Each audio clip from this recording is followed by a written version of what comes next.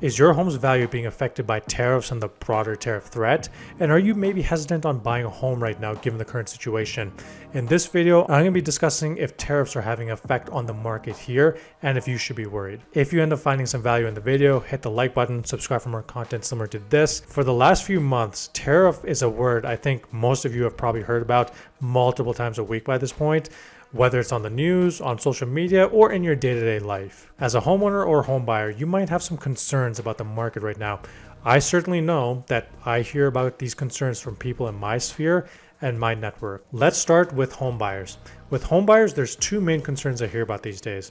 Number one being, home buyer will ask me, Mussa, I'm a little bit concerned these days because tariffs, what if they affect the industry I work in or a related industry, and there ends up being layoffs and I lose my job. The second concern I hear is, hey, what if the market slows down? What if I buy a house right now, the market slows down, and then home prices drop in the near future? Now, regarding that first concern that a lot of home buyers have these days about tariffs potentially affecting the industries they work in, that is a legitimate concern, especially if tariffs stay long-term or if there's new tariffs that get added in the future that stay long-term.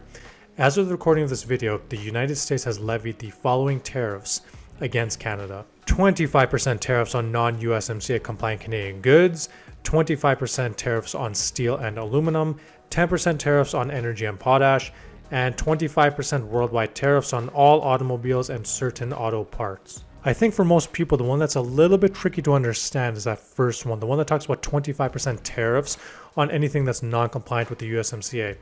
When you think about it, okay, so 25% tariff, you're exempt from it if it's compliant with the USMCA. So you don't get that tariff. Well, then that begs the question, what exactly is exempt then from that tariff? According to some reports, goods from Canada to the US which are exempt from these tariffs if they're compliant with the USMCA account for about 38% of imports. Now, that still means about 60% are still in the crosshairs for that 25% tariff. Donald Trump did announce a 90-day pause where he'll implement a 10% baseline reciprocal tariff on most countries. However, as of the recording of this video, that does not apply to Canada. The tariffs I mentioned earlier and everything that goes with them, those are what is still on Canada. If these tariffs end up staying long-term, in theory, that can absolutely affect your job, especially if you work in an industry that's being hit by these tariffs. And even if you don't lose your job immediately and there's no threats right away, there's always that what if in the back of your head, like what if I do lose my job, or what if things really do get bad, and what if layoffs do start?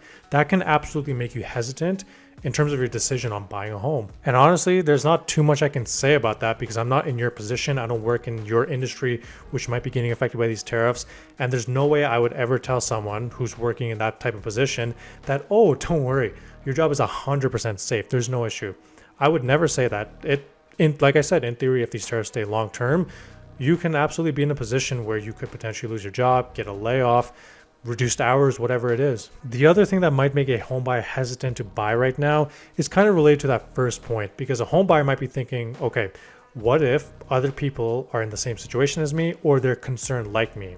And if other people are concerned like me about my job and the economy in general, they might also be hesitant to buy a house. And if a lot of home buyers are hesitant to buy a house, that reduces the demand for houses, which usually results in a price decreases across the board for houses. So what if I buy right now and then the house prices continue dropping in the future?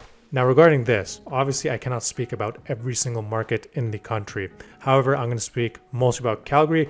I'll speak a little bit about Canada as well. Here's some real estate market data for Calgary for March of 2025. Sales are down 19% compared to last year, and new listings are up by 28%. So what has that resulted in? A higher amount of housing supply and inventory available. The supply of houses on the market has actually doubled since last year. Some of this is driven by a natural slowdown, which happens in any market which has been super hot for some time. Obviously, we cannot grow 10 to 20% year over year every single year forever. However, some of this is definitely driven by the worries some have regarding tariffs. In my sphere and my network, I personally know people who are a little bit hesitant to buy right now because they are worried about what they see on the news every single day right now. And if you have an increased amount of home buyers who are hesitant to buy, what does that usually result in? That usually results in more houses sitting on the market and more houses sitting on the market for longer. So that does it for the Calgary portion of the video. Now I'm going to move on to the Canada portion of the video. And there are some concerns I have, especially in Ontario when it comes to the automobile sector. Like I mentioned before, the United States has implemented worldwide tariffs of 25% on automobiles and certain automobile parts.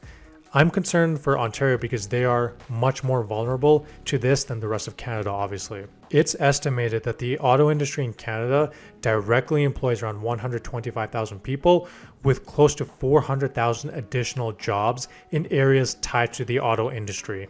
And according to the CVMA, for every one automobile jobs, it supports 9 additional jobs in other industries.